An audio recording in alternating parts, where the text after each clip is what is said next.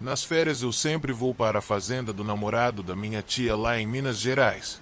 Eu esqueci o nome da cidade agora. Ele, a minha tia e os meus primos moram lá. A família do namorado da minha tia tem aquela fazenda desde o final do século XIX. No verão passado eu tinha ido para lá, como de costume. Só que dessa vez o meu espírito curioso e aventureiro de adolescente não se contentou em ficar somente na piscina e andar de cavalo. Eu queria sair e explorar a fazenda inteira. Depois de um tempo enchendo o meu primo Alexandre, Alex, com isso, ele finalmente concordou em ir junto comigo, já que além de eu não querer ir sozinha, não conhecia tão bem a região quanto ele. Nós saímos de manhã um pouco depois do café e fomos dar umas voltas. Quando estávamos um pouco longe da casa da fazenda, ele falou: "Já que você quer explorar, eu vou te levar para a antiga casa principal da fazenda." Quando ele falou aquilo, eu já sentia que eu ia encontrar muito mais do que eu queria lá. A casa antiga da fazenda ficava bem longe da outra, e nós levamos um bom tempo para chegar até lá. Quando chegamos lá, eu vi que a casa era bem velha. Ela não era tão grande, mas não era pequena. A porta estava destrancada. Estava simplesmente encostada.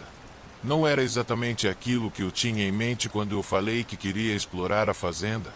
Estava mais interessada em um rio, alguma cachoeira, alguma montanha com uma vista bonita, ou até alguma caverna. Mas era aquilo que eu tinha no momento.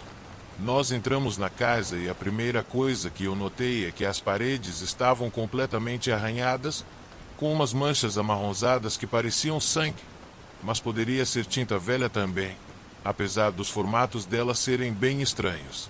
O meu primo falou que fazia tempo que ele não ia lá, mas que da última vez que ele foi, as paredes não estavam daquele jeito. Nós estávamos na sala principal, sendo que para a esquerda tinha uma passagem que levava para outra sala, a de jantar, e para a direita tinha um corredor que levava para os quartos. Da sala de jantar dava para ir para a cozinha, e de lá para fora da casa de novo pela porta dos fundos. Nós pegamos o corredor da direita para olhar os quartos. Haviam 4 quartos e um banheiro no total. O primeiro quarto estava normal, nada demais, só poeira. O segundo e o terceiro a mesma coisa. E então fomos ver o quarto, o maior de todos. Quando entramos eu senti uma brisa fria e um pouco de frio, mesmo a casa estando bem quente e abafada. Nesse quarto tinha um armário e nós fomos ver o que tinha dentro dele. Abrimos a porta e nada. Então eu ouvi o som de passos vindo do corredor. Eu agarrei o braço do meu primo e olhei para a porta. Os passos chegaram perto e pararam na frente da porta, mas não apareceu ninguém.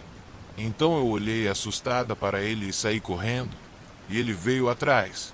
Enquanto eu corria pela casa para sair dela, eu não vi ninguém lá dentro.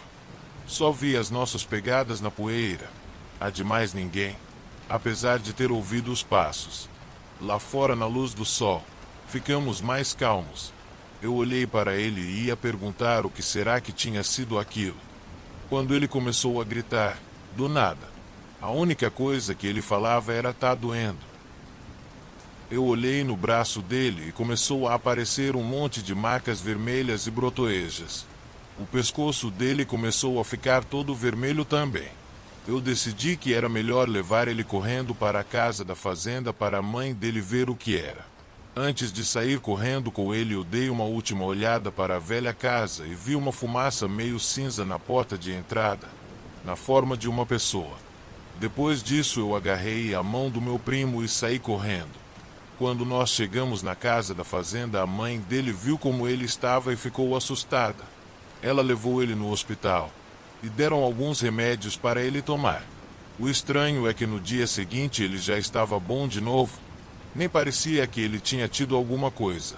Ele me falou que aquela era a primeira vez que ele tinha entrado nos quartos da casa antiga, e que era a primeira vez que ele tinha uma reação alérgica lá, mesmo já tendo ido na casa. Durante o jantar nós falamos o que tinha acontecido no dia anterior, e falamos dos passos que ouvimos. O namorado da minha tia ficou preocupado. achando que podia ter alguém morando lá escondido, já que isso não era incomum acontecer por lá. Ele resolveu ir investigar a casa no dia seguinte. Como não tinha muita coisa para fazer, o Alex e eu fomos junto com ele. Quando chegamos lá, nós entramos na casa, e para a nossa surpresa, as paredes não tinham arranhões nenhum, e nem nenhuma mancha de tinta ou sangue, ou o que quer que fosse aquilo. Mas eu e o Alex não saímos da sala. Foi o máximo que nós entramos. O namorado da minha tia procurou a casa inteira e não achou ninguém e nem sinal de que alguém além do Alex e de mim tenha estado lá dentro. Nós fomos embora de lá e nem o Alex e nem eu voltamos lá de novo. Mas eu não vou esquecer tão cedo daquela fumaça cinza que tinha na porta. E nem a alergia relâmpago do Alex que veio do nada e foi embora como se ele nunca tivesse pegado coisa alguma. Isso serviu de lição para mim, mostrando que visitar lugares desconhecidos e principalmente antigos pode ser perigoso, além de ter surpresas desagradáveis e além da imaginação.